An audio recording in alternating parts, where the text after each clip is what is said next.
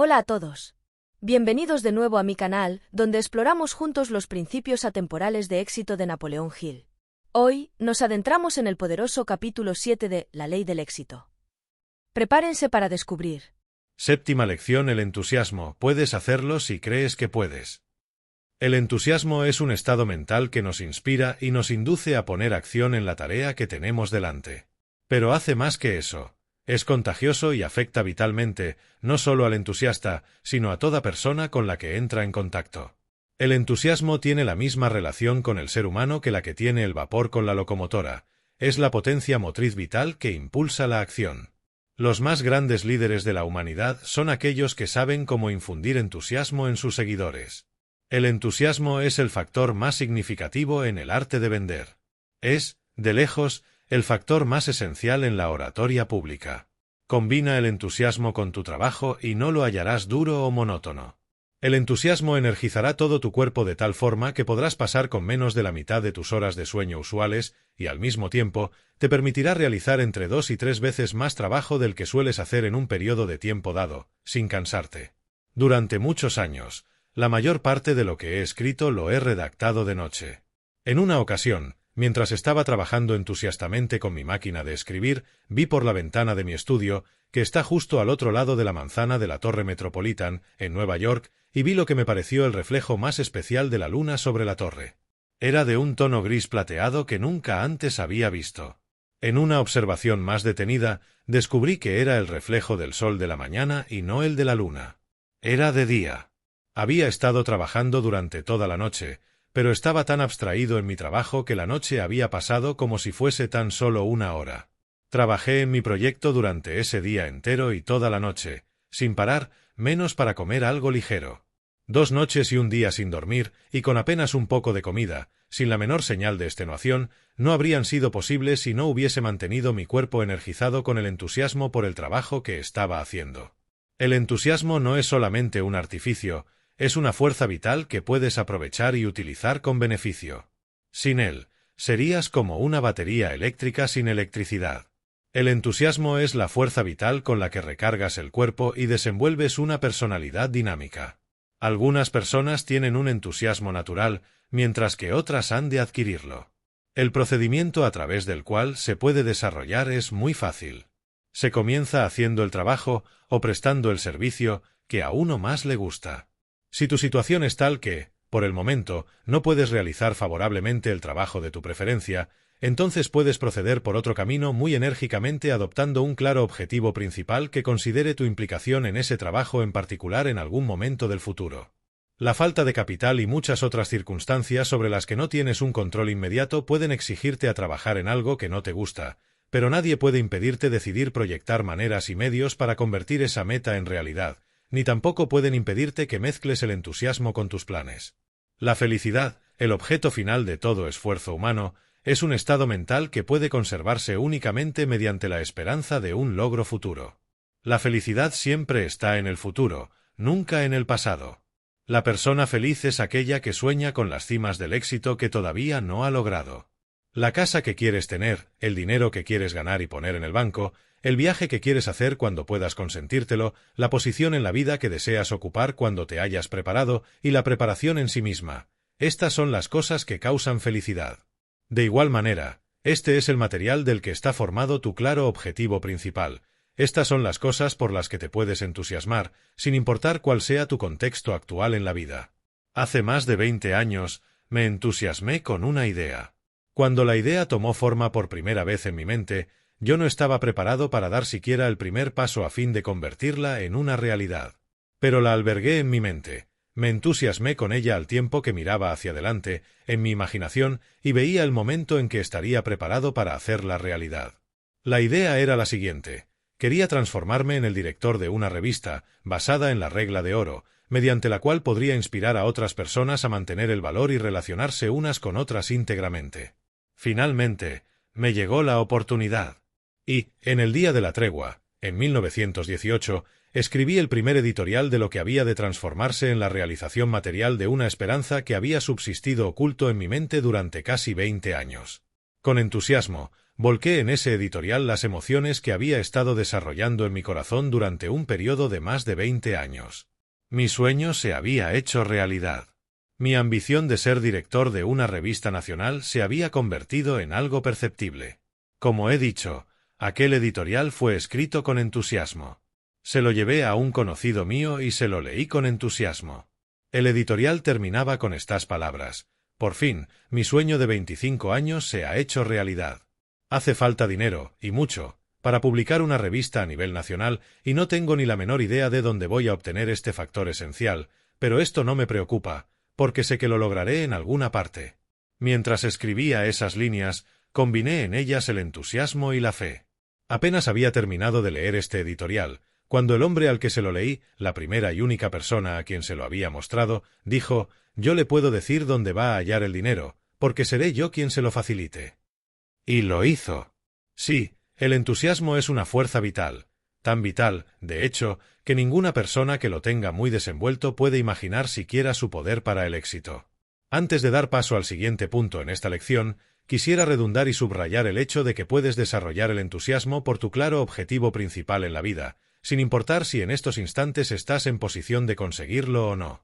Puedes estar muy lejos de la ejecución de tu claro objetivo principal, pero si avivas el fuego del entusiasmo en tu corazón y lo mantienes encendido, al cabo de poco tiempo los impedimentos que ahora se intercalan en el camino de la realización de dicho objetivo desaparecerán como por arte de magia, y te hallarás en posesión de un poder que ignorabas tener.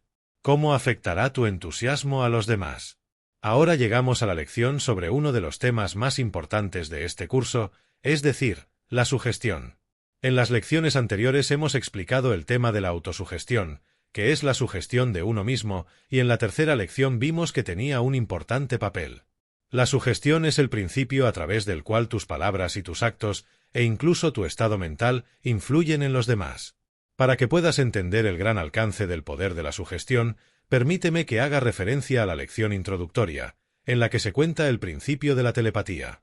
Si ahora comprendes y aceptas el principio de la telepatía, la comunicación del pensamiento de una mente a otra sin la ayuda de signos, símbolos o sonidos, como una realidad, indudablemente comprenderás por qué el entusiasmo es contagioso y por qué influye en todo lo que está dentro de su radio. Cuando tu propia mente está vibrando a una gran velocidad porque ha sido incitada por el entusiasmo, esa vibración se registra en las mentes de todos los que están dentro de su radio, y fundamentalmente en las de aquellos con los que entras en un contacto cercano. Cuando un orador percibe que su público está en sintonía con él, sencillamente reconoce el hecho de que su propio entusiasmo ha influido en las mentes de sus oyentes hasta hacer que éstas vibren en armonía con la suya.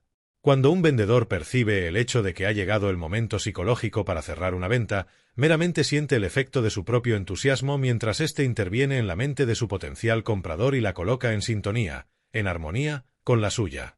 El tema de la sugestión establece una parte importante de esta lección y de todo el curso, de una forma tan esencial que ahora procederé a narrar los tres medios a través de los cuales suele operar, esto es, lo que dices, lo que haces y lo que piensas.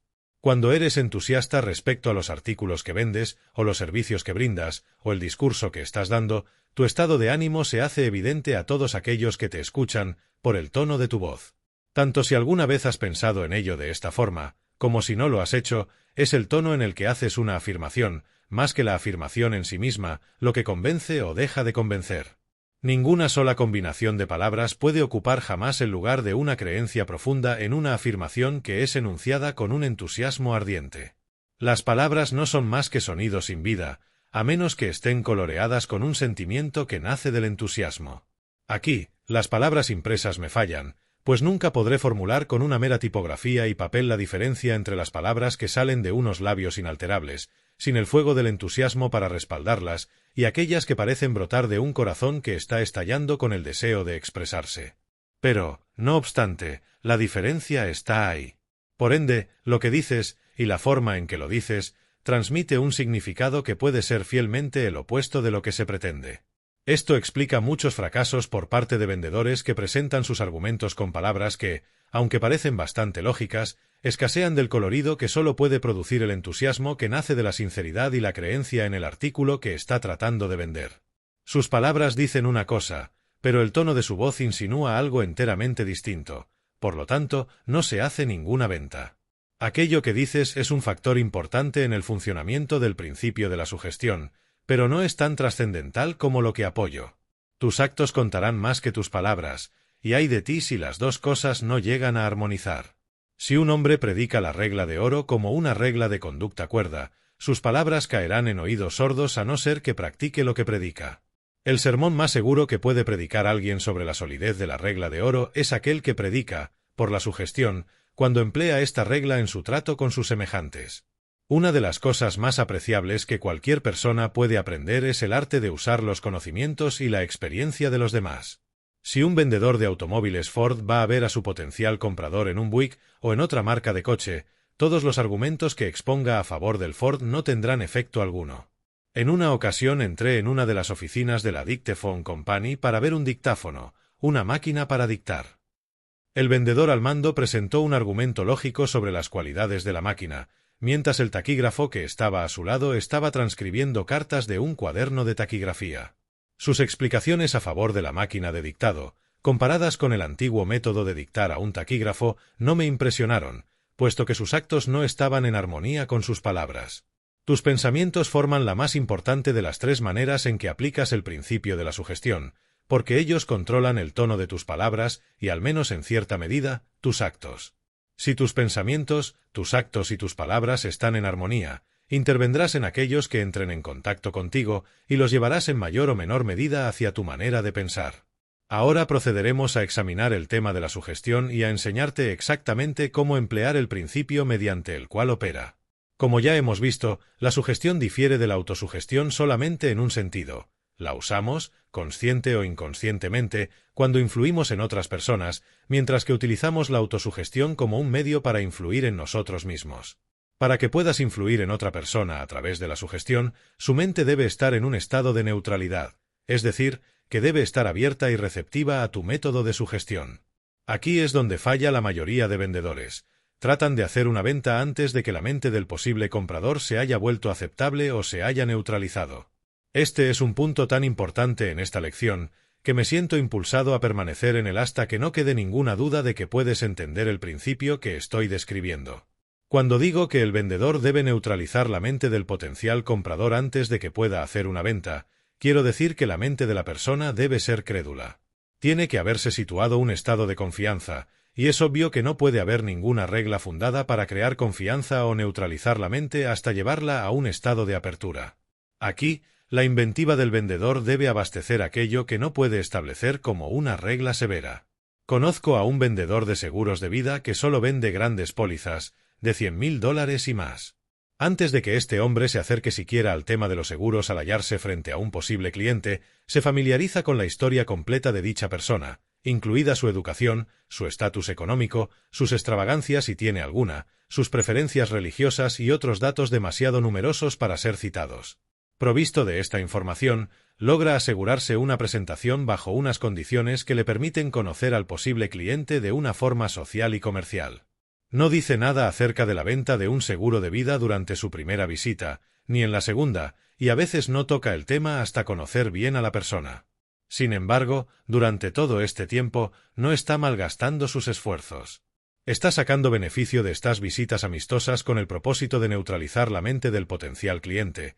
Es decir, está construyendo una relación de amistad para que, cuando llegue el momento de hablar del seguro de vida, aquello que diga caiga en oídos preparados para escuchar. Hace algunos años, escribí un libro titulado Cómo vender sus servicios.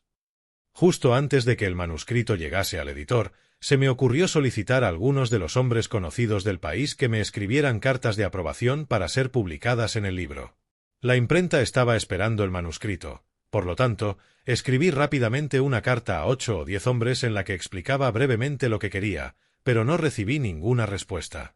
No había visto dos importantes prerequisitos para el éxito. Había escrito la carta con tanta prisa que había olvidado comunicar en ella un espíritu de entusiasmo y no había usado las palabras adecuadas para que tuviera el efecto de neutralizar las mentes de las personas a quienes las mandé. Por lo tanto, no preparé el camino para la aplicación del principio de la sugestión. Un cuidadoso inventario de todas tus experiencias del pasado puede revelar el hecho asombroso de que todo ha ocurrido para tu mayor bien. Después de haber descubierto mi error, escribí una carta que estaba basada en la estricta aplicación del principio de la sugestión. Y esta no solo produjo contestaciones de todas las personas a las que fue enviada, sino que muchas de ellas eran auténticas obras de arte y sirvieron como valiosos complementos al libro, muy por encima de mis mayores esperanzas. Con el propósito de la comparación, para mostrarte cómo puede usarse el principio de la sugestión al escribir una carta, y el importante papel que simboliza el entusiasmo para dar vida a la palabra escrita, reproduzco aquí las dos cartas. No será preciso demostrar cuál de ellas falló, porque se hará bastante evidente. Estimado señor Ford, estoy terminando el manuscrito para un nuevo libro titulado Cómo vender sus servicios. Presiento que se venderán varios cientos de miles de ejemplares y creo que a quienes compren el libro les gustaría tener la oportunidad de recibir un mensaje de usted respecto al mejor método para comerciar servicios personales. Por lo tanto, ¿tendría la gentileza de regalarme unos minutos de su tiempo escribiendo un breve mensaje para que sea publicado en mi libro? Este sería un gran favor para mí personalmente y sé que sería valorado por los lectores del libro. Agradeciéndole por adelantado por cualquier consideración que esté dispuesto a mostrarme. Le saluda muy atentamente. Honorable Thomas R. Marshall, vicepresidente de los Estados Unidos, Washington, D.C. Estimado señor Marshall, le gustaría tener la oportunidad de mandar un mensaje de ánimo y posiblemente algunos consejos a unos pocos centenares de miles de personas que no han logrado dejar su marca en el mundo como lo ha hecho usted. Estoy a punto de terminar un manuscrito para un libro que será titulado Cómo vender sus servicios. Lo que se insiste principalmente en el libro es que el servicio prestado es la causa, y el sobre con la retribución es el efecto, y que este último varía en proporción a la eficiencia del primero. El libro estaría inconcluso sin unas pocas palabras de consejos de unos cuantos hombres que, como usted, se han elevado desde lo más bajo hasta llegar a posiciones envidiables en el mundo. Por lo tanto, si usted pudiera escribirme acerca de sus puntos de vista sobre los factores más fundamentales que deben tener en cuenta aquellos que están ofreciendo servicios personales para la venta, transpondré su mensaje a mi libro, que se asegurará de llegar a manos en las que harán un gran bien, a una clase de personas serias que están lidiando por encontrar su lugar en el trabajo en el mundo. Sé que es usted un hombre muy ocupado, señor Marshall, pero por favor, tenga presente que con solo llamar a su secretaria y dictarle una breve carta, estará mandando un importante mensaje potencialmente a 500.000 de personas. En dinero esto no tendrá para usted el valor del sello de 2 centavos que pondrá en la carta, pero, calculado desde el punto de vista del bien que podría hacer a otras personas menos afortunadas que usted, podría tener el valor de la diferencia entre el éxito y el fracaso para muchas personas dignas que leerán su mensaje, creerán en él y serán encaminados por él. Le saluda muy cordialmente. Ahora estudiemos las dos cartas y averigüemos por qué una fracasó en su misión, mientras que la otra tuvo éxito. Este análisis debería comenzar con uno de los fundamentos más trascendentes del arte de vender, es decir, el motivo. En la primera carta, es evidente que el motivo es enteramente uno de interés propio. La carta dice puntualmente lo que se desea, pero las palabras dejan una duda respecto a por qué se realiza la petición o quién se va a beneficiar de ella. Estudia la frase en el segundo párrafo, este sería un gran favor para mí personalmente. Ahora bien, esta podría parecer una característica especial, pero la verdad es que la mayoría de gente no concede favores puramente para complacer a otras personas. Si te pido que me prestes un servicio que me beneficiará, sin ofrecerte alguna ventaja equivalente, no revelarás mucho entusiasmo por concedérmelo. Es posible que te niegues del todo si tienes una excusa plausible para hacerlo. Pero si te pido que me prestes un servicio que favorecerá a una tercera persona, aunque sea prestado a través de mí, y si ese servicio es de una naturaleza tal que probablemente te dará un reconocimiento, lo más posible es que me des ese servicio de buena gana. Vemos esta psicología manifestada por el hombre que le lanza una moneda de 10 centavos al mendigo en la calle, o quizás incluso se la niega, pero entrega de buena gana $100 o $1000 a un trabajador de la beneficencia que está pidiendo en nombre de otros. Pero la sugestión más nociva de todas está contenida en el último y más importante párrafo de la carta, agradeciéndole por adelantado por cualquier consideración que esté dispuesto a mostrarme. Esta frase sugiere evidentemente que quien escribe la carta espera una negativa a su petición. Muestra claramente una falta de entusiasmo. Prepara el camino para una negativa a la solicitud. No hay ni una sola palabra en toda la carta que instale en la mente del destinatario un motivo satisfactorio por el cual debería acceder a la petición. Por otro lado, puede ver claramente que el objeto de la carta es obtener de él una carta de apoyo que lo ayudará a vender el libro. El argumento de venta más importante, de hecho, El único argumento de venta efectivo en relación con esta petición se ha perdido porque no ha sido sacado a relucir y determinado como el verdadero motivo para hacer la petición.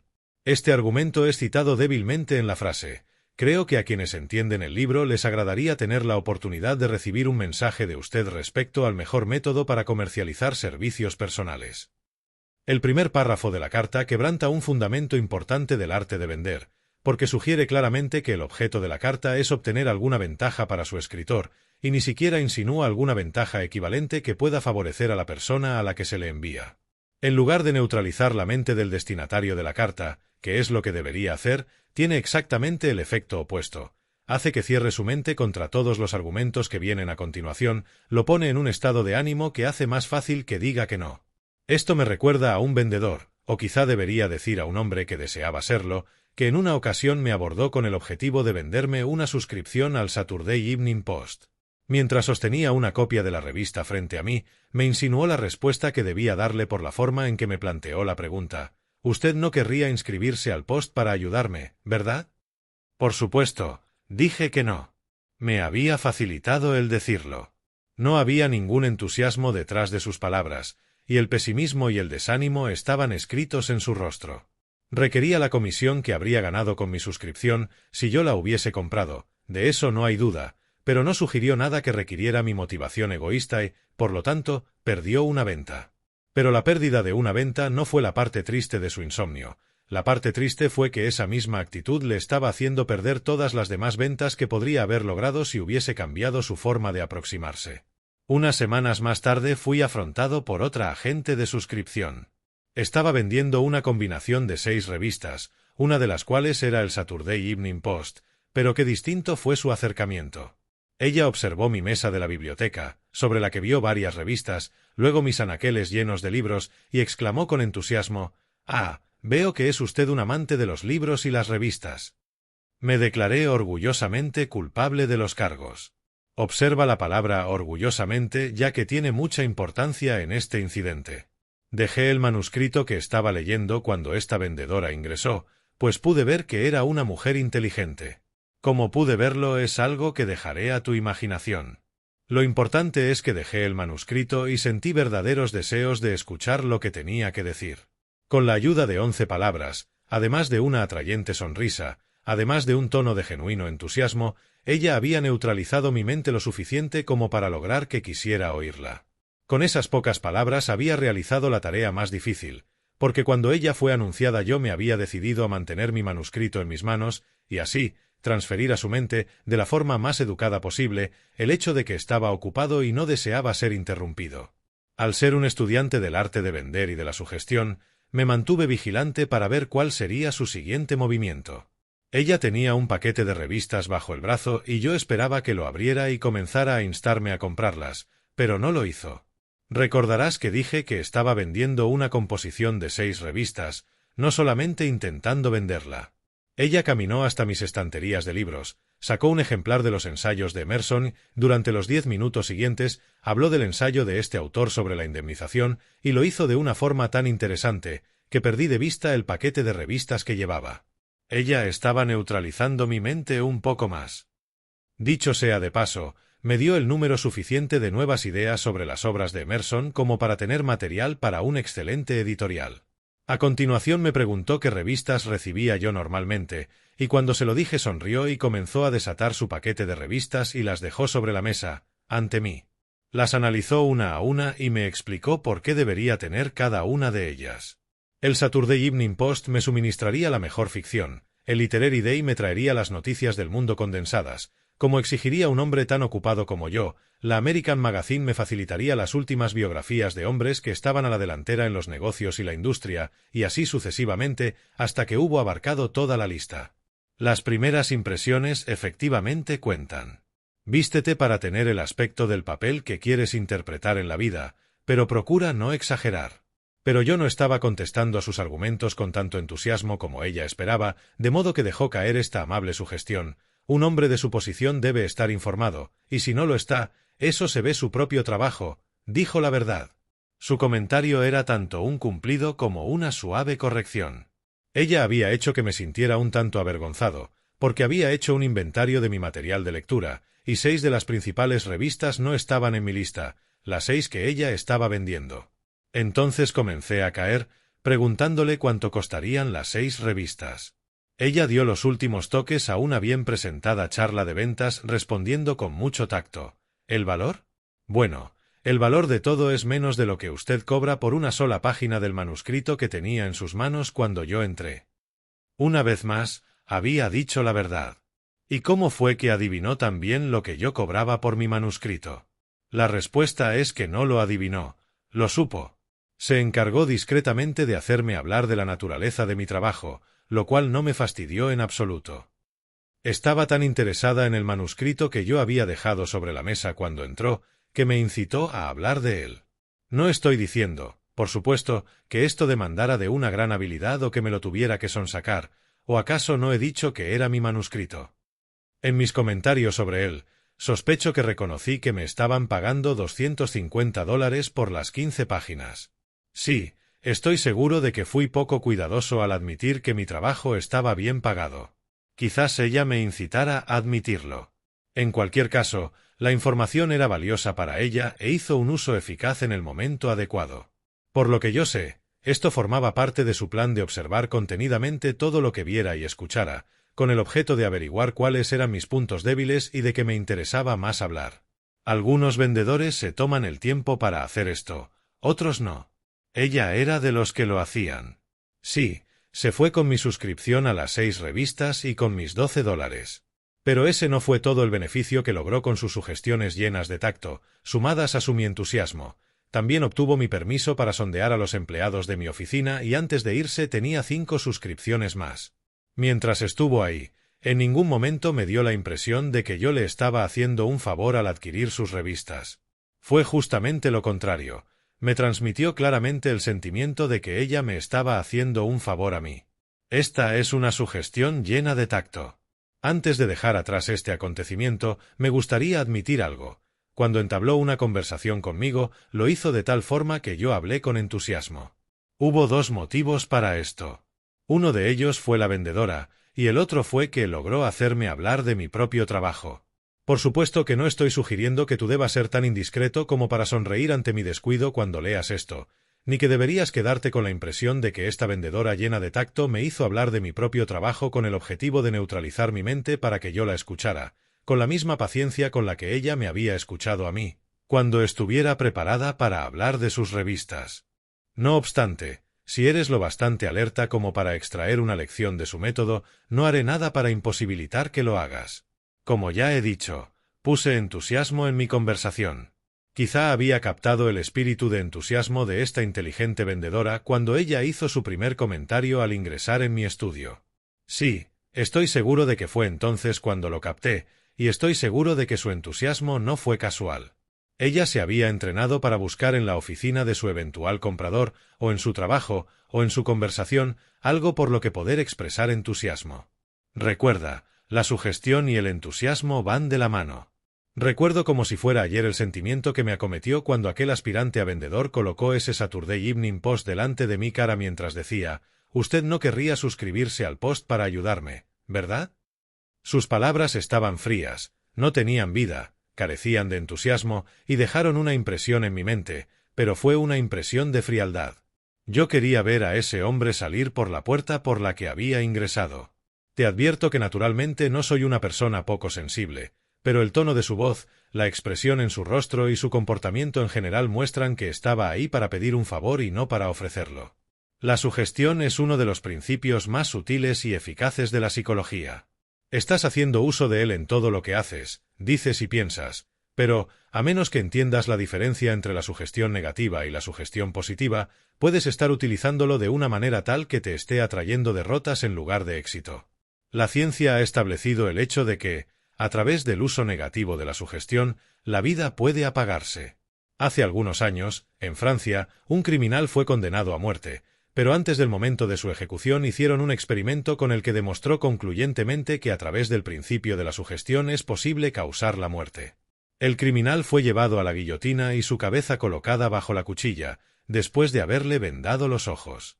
A continuación, se dejó caer una plancha pesada, con un borde afilado, sobre su cuello, causando una conmoción similar a la de una cuchilla afilada. A continuación derramaron suavemente agua tibia sobre la nuca del prisionero y la dejaron derramarse lentamente por su columna vertebral, imitando el manar de la sangre caliente. En 7 minutos, los médicos expresaron la muerte del hombre. Su imaginación, a través del principio de la sugestión, había transformado la plancha afilada en una cuchilla de guillotina y había hecho que su corazón dejara de latir. En el pueblo en el que me crié, vivía una anciana que se quejaba interminablemente de que temía morir de cáncer. Durante su niñez, había visto a una mujer que tenía cáncer y la visión se había quedado grabada en su mente de tal forma que comenzó a buscar síntomas de dicha enfermedad en su propio cuerpo. Estaba segura de que cada pequeño dolor era el principio del tan buscado síntoma de cáncer. La he visto poner su mano sobre su pecho y la he oído proferir: «Estoy segura de que tengo un cáncer creciendo aquí. Puedo sentirlo». Cuando se quejaba de esta enfermedad imaginaria, siempre ubicaba la mano sobre su seno izquierdo, donde creía que el cáncer la estaba atacando. Hizo esto durante más de 20 años. Hace unas semanas, murió de cáncer de la mama izquierda. Si la sugestión realmente transforma el filo de una plancha en una cuchilla de guillotina y transforma las células sanas del cuerpo en parásitos a partir de los cuales se desarrolla un cáncer, ¿acaso no puedes imaginar lo que hará para devastar los gérmenes de la enfermedad si es dirigida apropiadamente? La sugestión es la ley con la que los sanadores mentales ejecutan eso que parecen ser milagros. Personalmente he visto cómo se eliminaban crecimientos parasíticos con la ayuda de la sugestión en 48 horas. La mitad de los naufragios que están esparcidos por el océano de la vida, si alguna estrella hubiese sido su guía, ahora podrían estar navegando a salvo, pero se dejaron llevar por la marea. Tú, lector de esta lección, puedes terminar en la cama con una enfermedad imaginaria del peor tipo en un lapso de 2 horas, o menos, a través del uso de la sugestión. Si vas caminando por la calle y 3 o 4 personas en las que confías se encuentran contigo y cada una de ellas expresa que pareces enfermo, estarás listo para ir al médico. Esto me recuerda a una experiencia que tuve en una ocasión con un vendedor de seguros. Yo había pedido una póliza, pero no había decidido si sería de 10 o de $20,000. Entretanto, el agente me había mandado al médico de la aseguradora para que me examinara.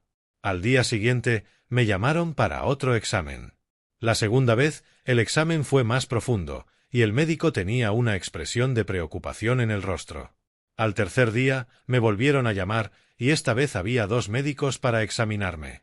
Me hicieron el examen más exhaustivo que había recibido, o del que había oído hablar, jamás.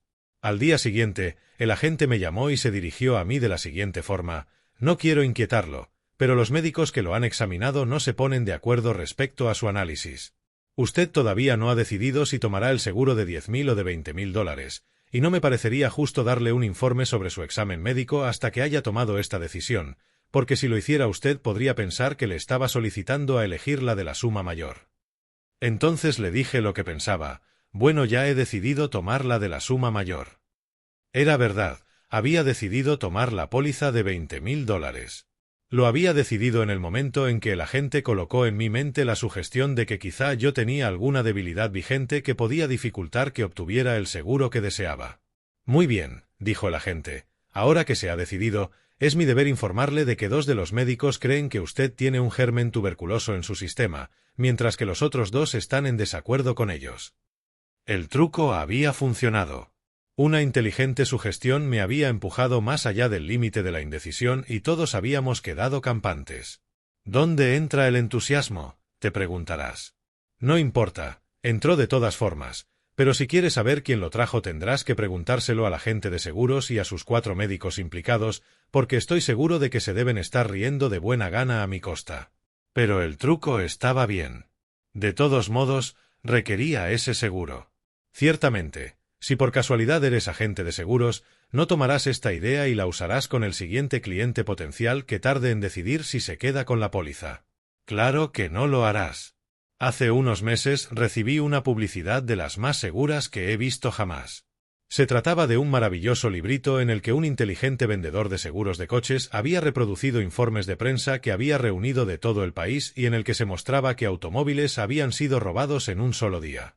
En la contraportada del libro se podía leer esta afirmación hondamente sugestiva: «Su coche puede ser el siguiente, ¿está asegurado?». En la parte inferior de la página estaba el nombre del vendedor y su dirección, además de su número de teléfono. Antes de acabar de leer las 2 primeras páginas del libro, lo llamé por teléfono y le pregunté por las tarifas. El hombre vino a verme prontamente, y ya conoces el final de la historia. Volvamos ahora a las 2 cartas y estudiemos la segunda, la cual produjo las respuestas deseadas de todas las personas a quienes se envió. Estudia detenidamente el primer párrafo y verás que plantea una pregunta que solo puede ser respondida de una manera. Compara este párrafo inicial con el de la primera carta, preguntándote cuál de los dos te habría conmovido de una forma más favorable. Este párrafo está redactado como si tuviera un doble objetivo. En primer lugar, pretende servir al propósito de neutralizar la mente del lector para que lea el resto de la carta con una actitud abierta, y en segundo lugar, traza una pregunta que solo puede responderse de una manera, con el propósito de comprometer al lector con un punto de vista que armonice con la naturaleza del servicio que se le pide que preste en los párrafos siguientes de la carta. En la segunda lección de este curso viste que Andrew Carnegie se negó a contestar cuando le pregunté a qué atribuía su hito, hasta que yo no hubiera definido la palabra éxito. Hizo esto para evitar malentendidos. El primer párrafo de la carta que estamos analizando está redactado de tal manera que declara el objeto de la misma, y a la vez, prácticamente obliga al lector a aceptar que dicho objeto es cuerdo y razonable. Cualquier persona que respondiera con una negativa a la pregunta planteada en este párrafo de la carta que estamos explicando, se declararía, por la propia respuesta, culpable de la falta de egoísmo, y ningún hombre desea enfrentarse a una conciencia culpable de esa acusación. Del mismo modo que el agricultor primero surca su tierra, luego la fertiliza y potencialmente la prepara para recibir las semillas con la finalidad de asegurarse la cosecha, este párrafo también fertiliza la mente del lector y la prepara para la semilla que será ubicada ahí mediante la sutil sugestión que el párrafo contiene. Observa detenidamente el segundo párrafo de la carta y verás que contiene una afirmación de una realidad que el lector no puede cuestionar o negar.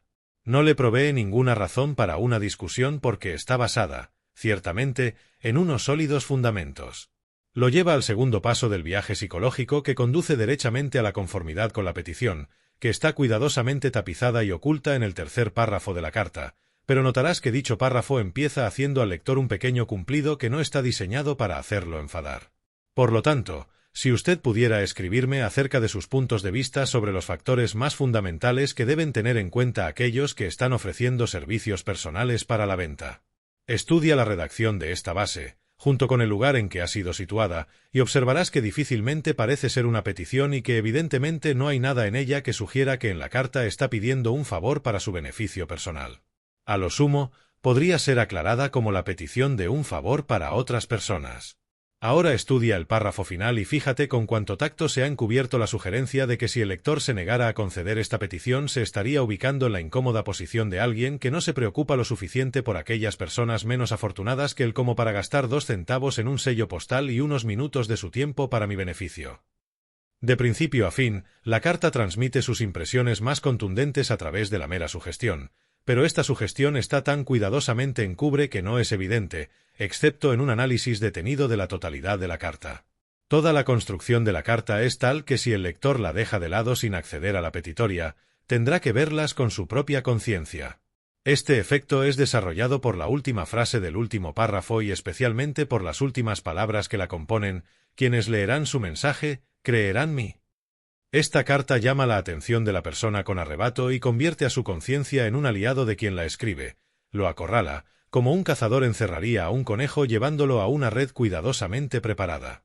La mejor prueba de que este análisis es correcto es el hecho de que la carta produjo respuestas de todas las personas a quienes se mandó, a pesar del hecho de que cada uno de esos hombres era del tipo del que se dice que es un hombre de negocios, que por lo general se supone que está muy ocupado como para contestar a una carta de esta naturaleza. La carta no solo produjo las respuestas anheladas, sino que los destinatarios respondieron personalmente, con excepción de Theodore Roosevelt, quien contestó con la firma de un secretario. La vanidad es una niebla que envuelve el verdadero carácter de un hombre más allá de su propio reconocimiento. Disminuye sus habilidades naturales y refuerza todas sus incongruencias.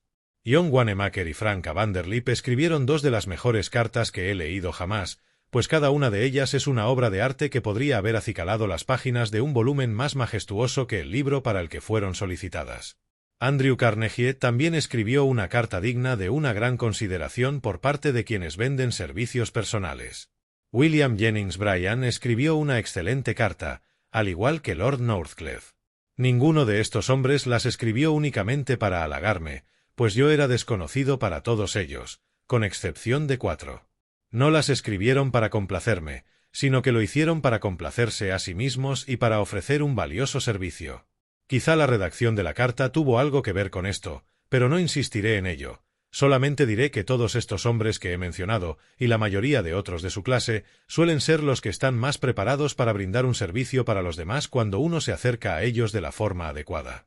Quiero aprovechar esta oportunidad para aseverar que todos los hombres verdaderamente grandes que he tenido el placer de conocer han sido los que han tenido una mejor disposición y los más amables cuando se ha tratado de ofrecer un servicio para beneficio de otras personas. Quizá esa fuera una de las razones por las que eran realmente grandes hombres. La mente humana es una máquina maravillosa. Una de sus características destacables se valora en el hecho de que todas las impresiones que llegan a ella, ya sea mediante la sugestión externa o la autosugestión, son registradas juntas en grupos que armonizan en su naturaleza. Las impresiones negativas se acumulan en una parte del cerebro, mientras que las positivas son guardadas en otra zona. Cuando una de estas impresiones, o experiencias pasadas, es llevada a la mente prudente a través del principio de la memoria, hay una tendencia a recordar unidas a ella todas las impresiones de naturaleza similar, del mismo modo que, al levantar un eslabón de una cadena, se levantan con él todos los demás. Por ejemplo, cualquier cosa que haga que brote un sentimiento de duda en la mente de una persona es suficiente para evocar todas las experiencias vividas que le han hecho dudar. Si un extraño le pide a un hombre que cobre un cheque, éste recuerda prontamente las ocasiones en las que quiso cobrar cheques que no tenían fondos, o en que escuchó hablar de otras personas a las que les había pasado algo parecido.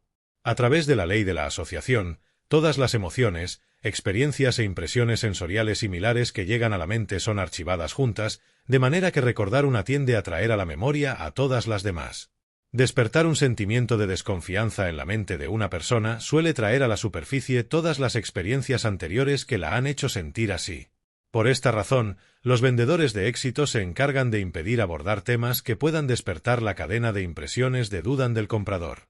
El vendedor eficaz aprende avivadamente que derribar a un competidor o un artículo de la competencia puede traer a la mente del comprador ciertas emociones negativas salidas de experiencias previas, las cuales pueden imposibilitar que el vendedor neutralice su mente. Este principio se emplea a todas las impresiones sensoriales que están albergadas en la mente humana y las controla. Tomemos, por ejemplo, la emoción del miedo. En cuanto dejamos que una sola asociación relacionada con el miedo llegue a la mente consciente, ésta trae consigo todas sus implicaciones desagradables. Un sentimiento de valentía no puede llamar la atención de la mente consciente allí se halle un sentimiento de temor, pues uno de los dos debe dominar. Son malos compañeros porque no armonizan en su naturaleza. En cambio, los iguales se atraen. Cada pensamiento que se halle en la mente consciente tiende a atraer a otros de naturaleza similar. Por lo tanto, podrás observar que esos sentimientos, pensamientos y emociones que proceden de experiencias del pasado, que exigen la atención de la mente consciente, están amparados por un ejército regular de soldados de apoyo de naturaleza semejante que están preparados para ayudarlos en su trabajo. Ubica de forma deliberada en tu propia mente, mediante el principio de la autosugestión, la codicia de tener éxito con la ayuda de un claro objetivo principal y observa con qué rapidez todas tus habilidades, latentes o no, desenvueltas en la naturaleza de tus experiencias pasadas se estimulan y comienzan a actuar a tu favor. Planta en la mente de un niño, mediante el principio de la sugestión, la ambición de transformarse en un exitoso abogado, médico, ingeniero, empresario o financiero, y si siembras esa sugestión con la profundidad bastante y la mantienes ahí a través de la repetición, empezará a llevarlo hacia la realización del objeto de dicho afán. Si quieres plantar una sugestión profundamente, mézclala espléndidamente con el entusiasmo, pues el entusiasmo es el fertilizador que asegurará su rápido crecimiento y su permanencia. Cuando un anciano caballero de buen corazón plantó en mi mente la sugestión de que yo era un chico brillante y que podía dejar mi rastro en el mundo si me educaba, no fue tanto lo que dijo, sino la manera en que lo hizo lo que dejó una impresión tan profunda y duradera en mi mente. Fue el modo en que me sujetó los hombros y la expresión de confianza en su mirada lo que hizo que su sugestión penetrara tan intensamente en mi mente subconsciente que no tuve sosiego hasta que comencé a dar los pasos que me llevarían a la realización de dicha sugestión. Esto es lo que me gustaría destacar con toda la fuerza de la que dispongo. No es tanto lo que dices como el tono y la forma en que lo dices lo que deja una impresión duradera. Por lo tanto, resulta naturalmente lógico que la sinceridad de propósito, la honestidad y la seriedad deben estar detrás de todo lo que uno dice, si uno quiere dejar una impresión duradera y favorable. Cualquier cosa que quieras vender eficazmente a los demás, primero debes vendértela a ti mismo. No hace mucho tiempo, me visitó un agente del gobierno de México que quería contratar mis servicios como escritor de propaganda para la administración que gobernaba en aquella época. Su manera de abordar la cuestión fue, aproximadamente, la siguiente. Considerando que el señor tiene la reputación de ser un exponente de la filosofía de la regla de oro, y en vista de que el señor es conocido a lo largo y ancho de Estados Unidos como una persona independiente que no está asociada a ninguna facción política, ¿tendría el señor la gentileza de venir a México, estudiar los asuntos económicos y políticos del país, y luego volver a Estados Unidos y escribir una serie de artículos que aparecerían en los diarios, recomendando al pueblo norteamericano el inmediato reconocimiento de México por parte del gobierno de Estados Unidos? Por este servicio se me prometió más dinero del que probablemente poseeré en toda mi vida, pero me negué a hacerlo, y por un motivo que no conmoverá a nadie, excepto a aquellos que entienden el principio que hace necesario que todos los que desean influir en los demás deban estar en buenos términos con su propia conciencia. No podía escribir convincentemente sobre la causa de México porque yo no creía en ella. Por lo tanto, no podía haber introducido el bastante entusiasmo en mis escritos como para hacerlos efectivos, incluso aunque hubiese estado dispuesto a prostituir mi talento y mojar mi pluma en una tinta que yo sabía que estaba turbia. No me empeñaré más en explicar mi filosofía sobre este incidente porque quienes estén lo suficientemente avanzados en el estudio de la autosugestión no necesitarán más explicaciones, mientras que aquellos que no lo estén no podrían comprenderlo.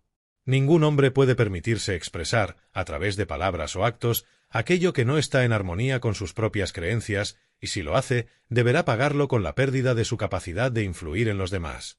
Por favor, lee en voz alta el párrafo anterior. Vale la pena subrayarlo a través de la repetición, porque la falta de observación del principio en el que se basa compone las rocas y los arrecifes contra los que el claro objetivo principal de muchas personas se hace pedazos. No creo que yo pueda permitirme tratar de engañar a nadie acerca de nada, pero sé que no puedo permitirme intentar engañarme a mí mismo. Hacerlo sería destruir el poder de mi pluma y provocar que mis palabras sean inoperantes. Únicamente cuando escribo con el fuego del entusiasmo ardiendo en mi corazón, mis escritos conmueven a los demás favorablemente. Únicamente cuando hablo desde un corazón que está rebosante de mi convicción en el mensaje, puedo hacer que mi público lo acepte. ¿Acaso no da que pensar el hecho de que ningún periódico haya publicado jamás una noticia sobre fiestas salvajes de alcohol u otros escándalos parecidos en relación con los nombres de Edison, Rockefeller y la mayoría de personas realmente grandes?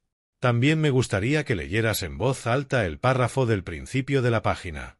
Sí, me gustaría que lo grabaras en tu memoria.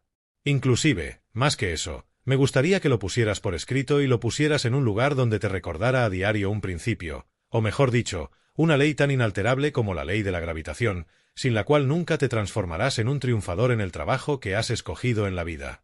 Hubo ocasiones, y muchas, en las que todo parecía indicar que si actuaba de acuerdo con este principio, me moriría de hambre.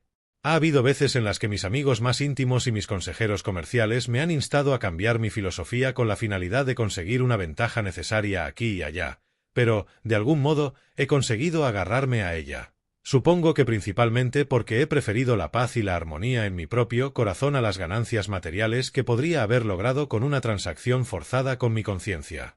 Por muy extraño que parezca, mis debates y conclusiones sobre esta faceta de negarme a ahogar mi conciencia rara vez se han basado en lo que se conoce comúnmente como honestidad. Lo que he hecho al negarme a escribir o decir algo en lo que no creía ha sido solamente una cuestión de honor entre mi conciencia y yo. He intentado expresar lo que me dictaba el corazón porque he pretendido dar vida a mis palabras. Podría decir que mi motivo se basaba más en el egoísmo que en el anhelo de ser justo con los demás, aunque, en la medida en que soy capaz de analizarme, nunca he querido ser injusto con nadie. Ninguna persona puede transformarme en un maestro vendedor si cede a la falsedad. Esto acaba con la voluntad, y aunque nadie la sorprenda nunca infraganti enunciando algo en lo que no cree, sus palabras no conseguirán su propósito, porque, si no provienen de su corazón y no están concertadas con un entusiasmo genuino, no adulterado, la persona no podrá darles vida. También me gustaría que leyeras en voz alta el párrafo anterior, pues comprende una gran ley que debes entender y aplicar si quieres convertirte en una persona de influencia en cualquier actividad. Al hacer estas peticiones para dar énfasis, no estoy tratando de tomarme unas libertades indebidas contigo. Creo que eres una persona adulta, reflexiva e inteligente, pero también sé que es muy probable que pases por encima de estas leyes de vital importancia sin que te conmuevan lo suficiente como para que las incorpores a tu propia filosofía cotidiana. Conozco tus puntos débiles porque conozco los míos. Ha hecho falta la mayor parte de 25 años de altibajos, mayormente bajos, para grabar estas verdades básicas en mi propia mente de modo que intervengan en mí. Las he probado, y también he probado lo contrario.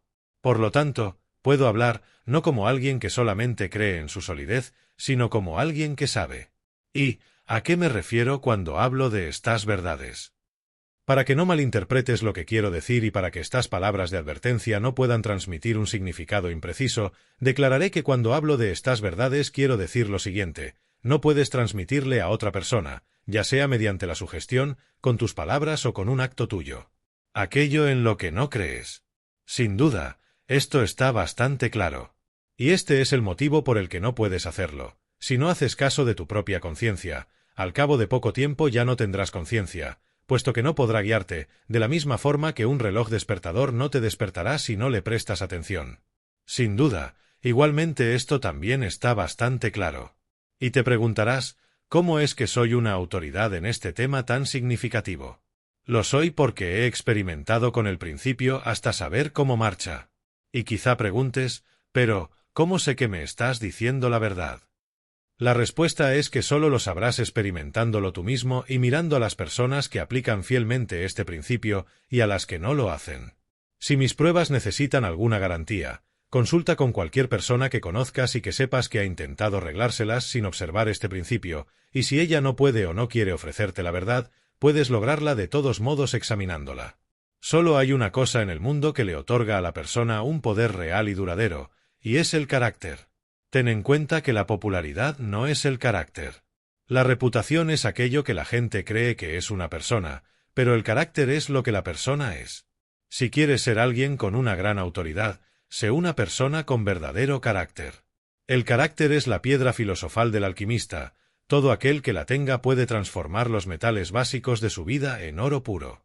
Sin carácter no tienes nada, no eres nada, y no puedes ser nada, excepto un montón de carne, huesos y pelo, que quizá valga unos pocos dólares. El carácter es algo que no se puede solicitar, ni robar, ni comprar. Solo se puede obtener desplegándolo, y la única forma de desarrollarlo es a través de tus propios pensamientos y actos. Con ayuda de la autosugestión, cualquier persona puede desarrollar un carácter firme, sin importar cuál haya sido su pasado. Como una conclusión arreglada para esta lección, me gustaría señalar el hecho de que todo aquel que tiene carácter posee el entusiasmo y la personalidad suficientes para atraer a otras personas de carácter. Ahora te enseñaré cómo debes proceder para desenvolver el entusiasmo, en el caso de que no tengas ya esta cualidad tan poco frecuente. Las instrucciones serán sencillas, pero serás desafortunado si no reconoces su valor por ese motivo. 1.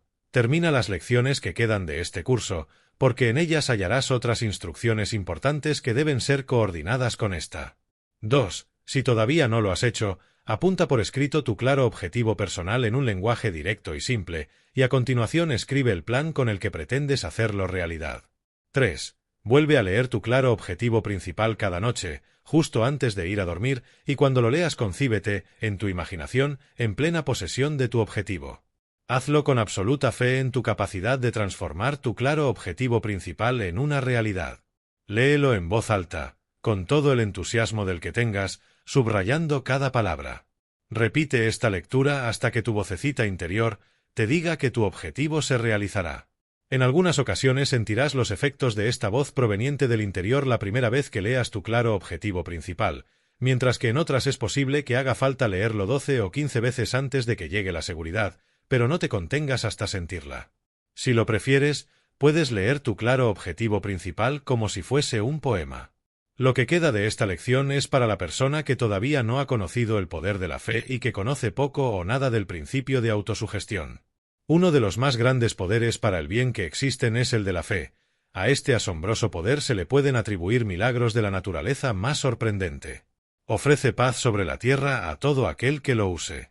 La fe comprende un principio que es de tan largo alcance en sus efectos que nadie puede expresar cuáles son sus limitaciones o si las tiene.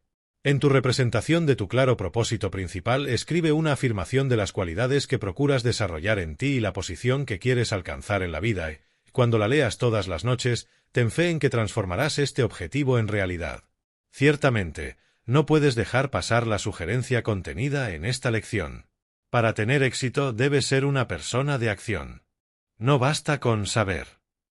Es preciso saber y hacer. El entusiasmo es el resorte principal de la mente, que nos induce a poner ese conocimiento en acción. Si crees que lo que te ha tocado vivir ha sido duro, lee From Slavery, de Booker T. Washington, y es posible que entiendas cuán afortunado has sido. El entusiasmo es tan fundamental para un vendedor como el agua para un pato. Todos los directores de ventas que tienen éxito entienden la psicología del entusiasmo y hacen uso de ella de diversas maneras, como un medio práctico para ayudar a su gente a vender más. Prácticamente todas las organizaciones de ventas tienen reuniones en momentos establecidos, con el objetivo de revitalizar las mentes de todos los miembros del personal de ventas e inducirles el espíritu de entusiasmo a través de la psicología grupal, lo cual funciona mejor si esto tiene lugar estando todos juntos. Las reuniones de ventas bien podrían llamarse reuniones de reanimación, porque su objetivo es restablecer el interés y despertar el entusiasmo que permitirán a cada vendedor volver a la lucha con una ambición y una energía renovadas. Durante su ejercicio como director de ventas de la National Cash Register Company, Hugh Chalmers, que luego se hizo famoso en la industria automotriz, se desafió a una situación de lo más embarazosa que amenazó con acabar con su posición y la de miles de vendedores que estaban a sus órdenes. La compañía cruzaba dificultades económicas. Los vendedores de ese campo se enteraron de ello, y el efecto de una notable pérdida de entusiasmo. Las ventas empezaron a bajar hasta que, finalmente, la situación se tornó tan alarmante que fue citada una reunión general de la organización de ventas, la cual debía celebrarse en la planta de la empresa, en Dayton, Ohio. Se convocó a los vendedores de todo el país. El señor Chalmers presidió la reunión. Comenzó llamando a varios de sus mejores vendedores para que se pusieran de pie y dijeran qué estaba pasando en ese campo para que los pedidos hubieran caído en picado. Uno por uno, fueron poniéndose de pie a medida que eran llamados, y cada uno de ellos contaba un panorama más desolador. Las condiciones comerciales eran malas, el dinero escaseaba, la gente evitaba comprar antes de las elecciones presidenciales, etc.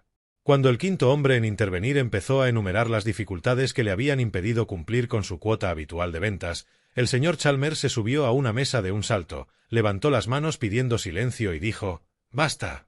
Ordeno que esta convención se cierre durante 3 minutos, mientras me abrillantan los zapatos». A continuación, volviéndose hacia un chico menudo que estaba sentado cerca de él, le mandó sacar su material para frotar calzado y lustrar su zapato ahí mismo, encima de la mesa. Los vendedores que estaban entre el público se quedaron atónitos. Algunos de ellos creyeron que el señor Chalmers se había vuelto loco de repente y empezaron a murmurar entre ellos. Mientras tanto, el chiquillo lustraba el primer zapato, y luego el otro, tomándose mucho tiempo y realizando un trabajo de primera. Cuando hubo acabado, el señor Chalmers le dio una moneda de 10 centavos y luego continuó con su discurso. «Quiero que cada uno de ustedes», dijo, «observe bien a este chiquillo. Tiene la autorización de la limpieza de calzado en toda nuestra planta y en nuestras oficinas». Su predecesor era un chico blanco bastante mayor que él, y a pesar del hecho de que la empresa lo compensaba con $5 semanales, no conseguía ganarse la vida en esta fábrica en la que están empleadas miles de personas.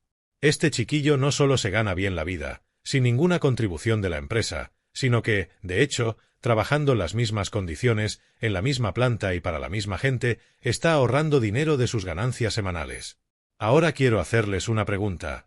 ¿Quién tuvo la culpa de que el chico no lograra trabajar más? ¿Fue culpa suya o de los clientes? Con un poderoso rugido de la multitud, llegó la respuesta: «Fue culpa del chico, por supuesto». «Exactamente», replicó Chalmers, «y ahora quiero decirles lo siguiente, que ustedes están vendiendo cajas registradoras en el mismo territorio, a la misma gente, con exactamente las mismas circunstancias comerciales que existían hace un año y, sin embargo, no están haciendo el mismo negocio que entonces. ¿De quién es la culpa? ¿De ustedes o del comprador?». Y una vez más, la respuesta llegó con un rugido: «Es nuestra culpa, por supuesto». Me alegro de que tengan la sinceridad de reconocer sus errores, continuó Chalmers, y ahora me gustaría indicarles cuál es su problema. Han escuchado hablar de rumores de que esta empresa tiene problemas económicos y eso ha acabado con su entusiasmo, de manera que ya no están haciendo el esfuerzo que solían hacer. Si ustedes vuelven a sus territorios con la clara promesa de mandarnos 5 pedidos, cada uno, durante los próximos 30 días, esta compañía dejará de tener dificultades económicas, ya que esas ganancias adicionales nos sacarán adelante. ¿Lo harán? Dijeron que lo harían, y lo hicieron. Este incidente ha pasado a la historia de la National Cash Register Company con el nombre de El brillo de zapatos de $1 millón de Hugh Chalmerson, porque dicen que cambió el nimbo de los asuntos de la compañía y su valor fue de $1 millón. El entusiasmo no conoce la derrota. El director de ventas que sabe cómo enviar a trabajar a un ejército de vendedores entusiastas puede poner su propio precio a sus servicios y, lo que es más importante todavía, puede acrecentar la capacidad de ganancia de cada una de las personas que están bajo su dirección. Por lo tanto, su entusiasmo no solo lo beneficiará a él, sino posiblemente a cientos de individuos. El entusiasmo nunca es una casualidad. Existen ciertos estímulos que producen entusiasmo, siendo los más importantes los siguientes. 1. Trabajar en lo que a uno más le gusta. 2. Un ambiente en el que uno entra en contacto con otras personas entusiastas y optimistas. 3. El éxito económico. 4. El absoluto dominio y la aplicación de las 15 leyes del éxito en el trabajo diario. 5. Una buena salud. 6. El conocimiento de que uno ha recurrido a los demás. 7. Un buen vestuario, adecuado a las necesidades de tu ocupación. Estas 7 fuentes de estímulo se manifiestan por sí mismas, excepto la última. La psicología de la vestimenta es entendida por muy poca gente, y por este motivo será explicada aquí en detalle. La ropa compone la parte más importante del adorno con que toda persona debe contar para concebirse segura de sí misma, optimista y entusiasta. La psicología del buen vestir. El 11 de noviembre de 1918, cuando llegó la esperada noticia desde el teatro de la guerra, mi patrimonio terrenal eran poco más que las que tenía el día en que vine al mundo. La guerra había destruido mi negocio, y me vi obligado a comenzar de nuevo. Mi armario estaba formado por 3 trajes gastados y 2 uniformes que ya no precisaba. Sabiendo bien que el mundo se forma su primera impresión de un hombre, y la más perdurable, de acuerdo con la ropa que lleva, no tardé en hacer una visita a mi sastre. Afortunadamente, mi sastre me conocía desde hacía años y, por lo tanto, no me juzgaba totalmente por las prendas que llevaba puestas.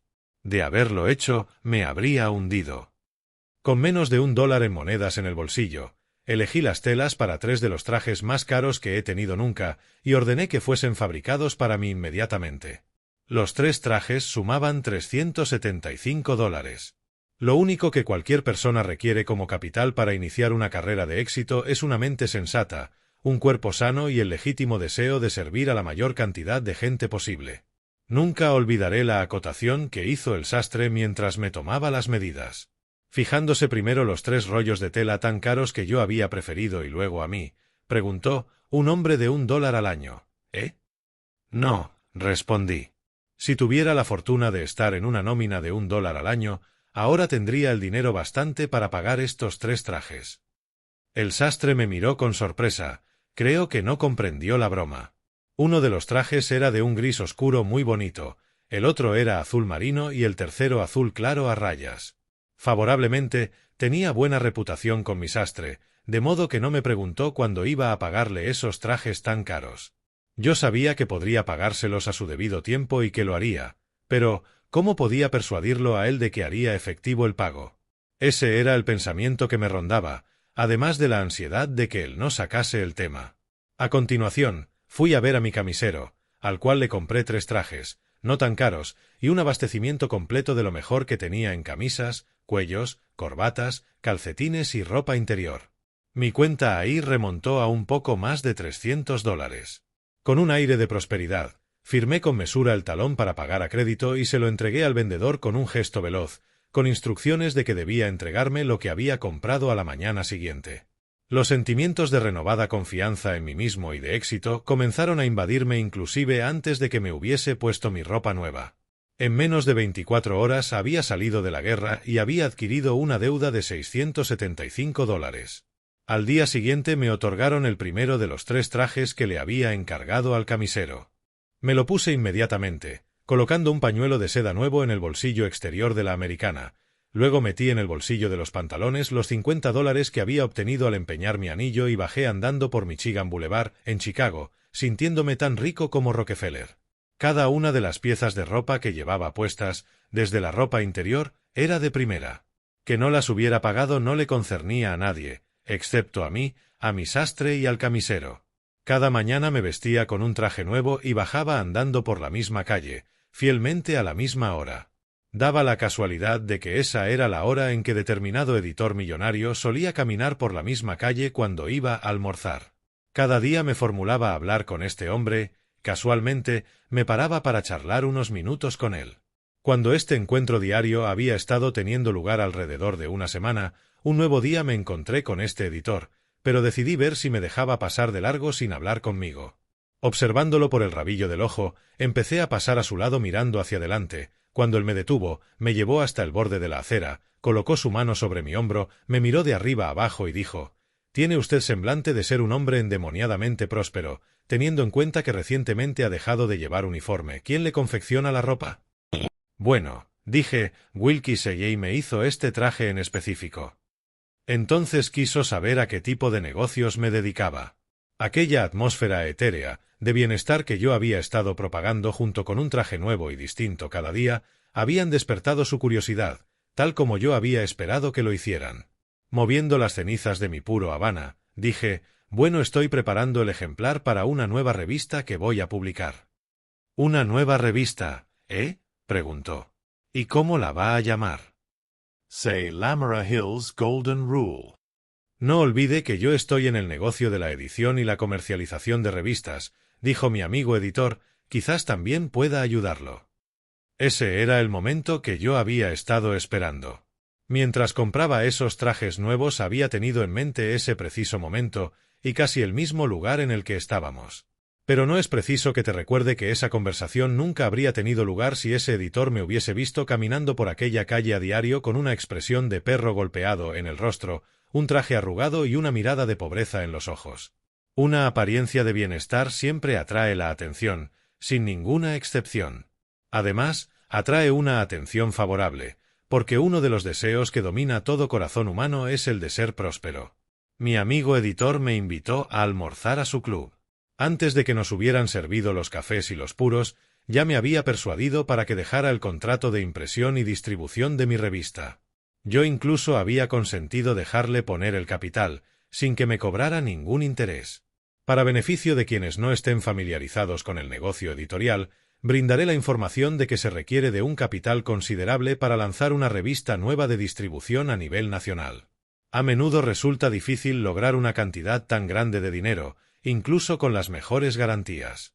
El capital preciso para lanzar la revista Hill's Golden Rule, como quizás hayas leído, estaba muy por encima de los $30,000, y cada centavo de él lo produjo un frentes creados primariamente por una buena vestimenta. Es cierto que podría haber habido cierta destreza detrás de esa ropa, pero hay muchos millones de personas poseen habilidad y nada más, y jamás son conocidos por nadie y era del limitado vecindario en el que se hallan. Esta es una verdad bastante triste.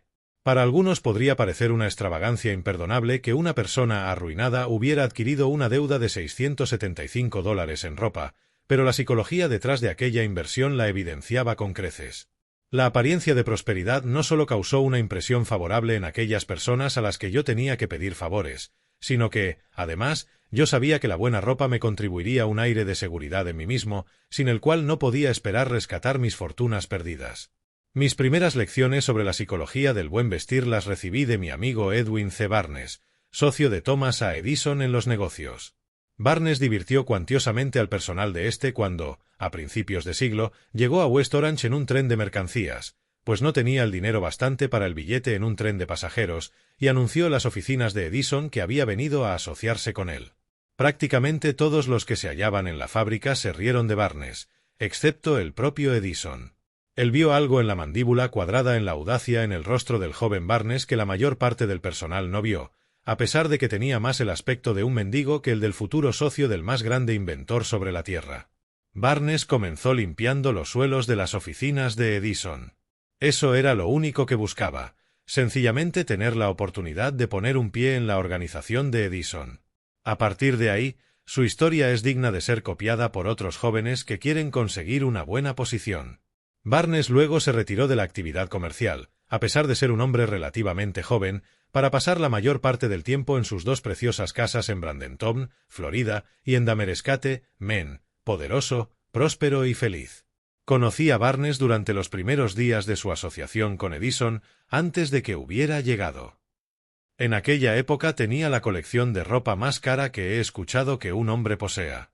Su guardarropa se componía de 31 trajes, uno para cada día del mes. Jamás se ponía el mismo en 2 días sucesivos. Además, todos eran de lo más caro. Por cierto, su ropa era confeccionada por los mismos sastres que hicieron mis 3 trajes. Llevaba calcetines que costaban $6 el par. Sus camisas y otras prendas de vestir costaban en proporciones similares. Sus corbatas eran fabricadas especialmente para él, a un coste de entre $5 y $7.50 cada una. Hay una distinción adecuada para cada virtud y un castigo apropiado para cada pecado cometido. Tanto la recompensa como el castigo son efectos sobre los que ninguna persona posee control, pues le llegan espontáneamente. Un día, con ánimo juguetón, le pedí que guardara los viejos trajes que ya no usaba para mí. Me comunicó que no tenía ni un solo traje que no necesitara.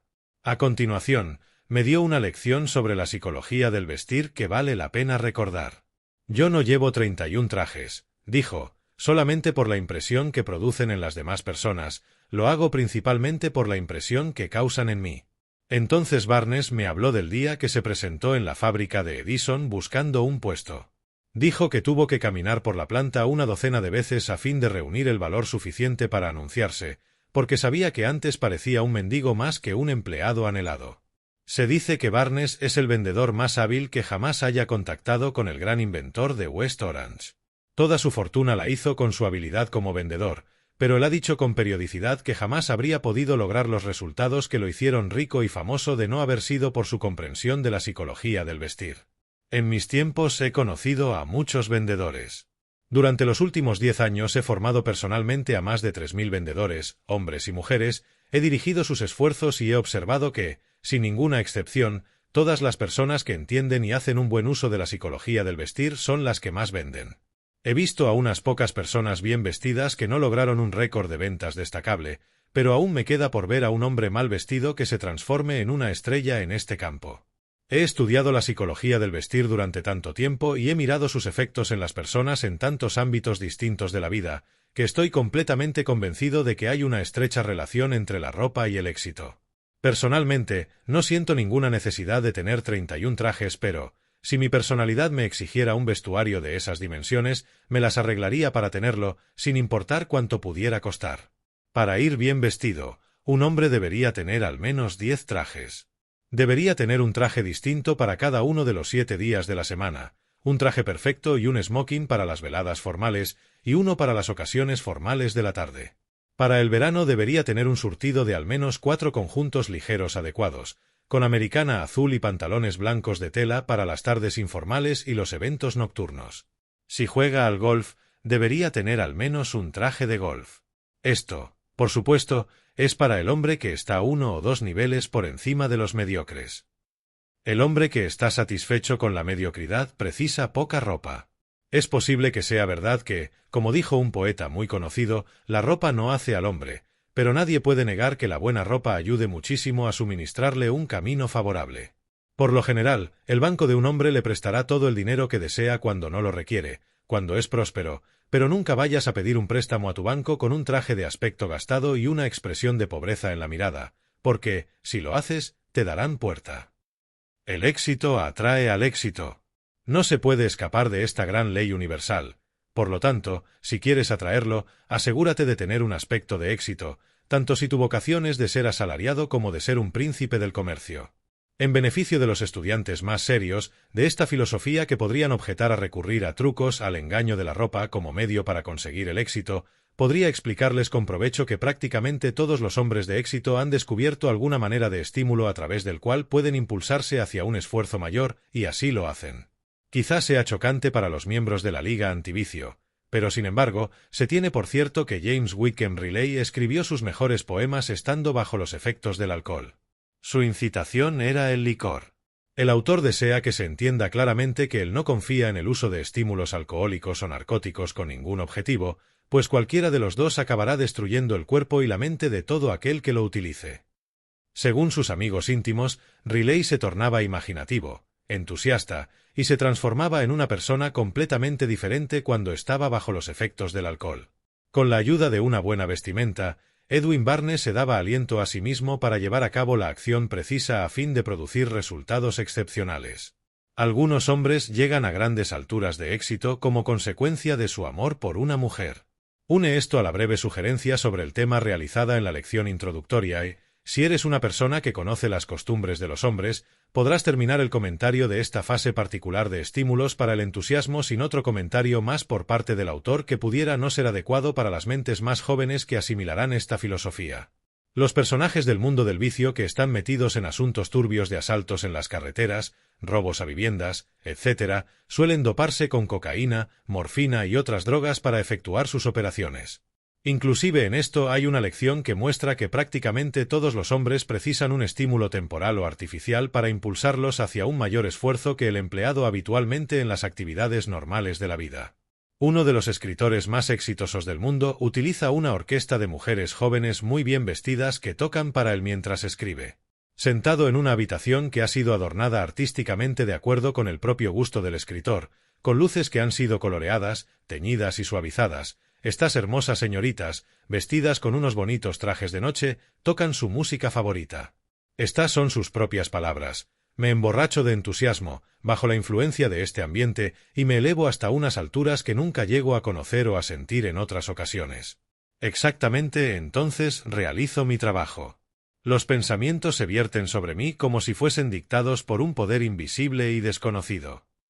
Las personas de éxito han descubierto las formas y los medios que piensan más adecuados para sus propias necesidades, para causar estímulos que las hagan elevarse hasta niveles de esfuerzo que están por encima de lo normal. Este autor logra una gran parte de su inspiración de la música y el arte. Una vez por semana, pasa al menos una hora en un museo de arte, observando las obras de los maestros. En esas ocasiones, según sus propias palabras, con una hora de visita a un museo de arte reúno el entusiasmo bastante para que me impulse durante 2 días. Edgar Allan Poe escribió El Cuervo cuando, según dicen, estaba bastante borracho. Oscar Wilde escribía sus poemas bajo los efectos de una serie de estímulo que no puede ser mencionada adecuadamente en un curso de esta naturaleza. Henry Ford, según cree este autor, quien admite que se basa tan solo en su opinión, se puso en marcha realmente como resultado de su amor por la que fuera su encantadora compañera para toda la vida. Fue ella quien lo inspiró, le transfirió la fe en sí mismo y lo mantuvo entusiasmado para seguir adelante ante unas adversidades que habrían terminado con una docena de hombres corrientes. Estos incidentes se citan como prueba de que las personas que han logrado un éxito destacable han descubierto, por accidente o deliberadamente, maneras y medios para estimularse a fin de conseguir un alto grado de entusiasmo. Relaciona lo que se ha dicho aquí con lo que se dijo acerca de la ley de la mente maestra en la lección introductoria y obtendrás un concepto totalmente nuevo del modus operandi a través del cual se puede emplear dicha ley. También tendrás una comprensión un tanto distinta del verdadero propósito de tu esfuerzo conjunto en un espíritu de perfecta armonía, el cual compone el mejor método conocido para hacer uso de la ley de la mente maestra. Tu jefe no controla el tipo de servicio que ofreces. Lo controlas tú, y eso es lo que te hace más fuerte o termina contigo. Llegado este punto, me parece conveniente llamar tu atención sobre la manera en que se combinan las lecciones de este curso. Observarás que cada una de ellas trata el tema que se proponía, y además, aplica alguna otra lección o lecciones del curso, para aportar al estudiante una mejor comprensión de ella. A la luz de lo que se ha dicho en esta lección, por ejemplo, el estudiante entenderá mejor el real propósito de la ley de la mente maestra, siendo este, principalmente, ofrecer un método práctico para incitar las mentes de todos los que participan en el grupo que constituye la mente maestra.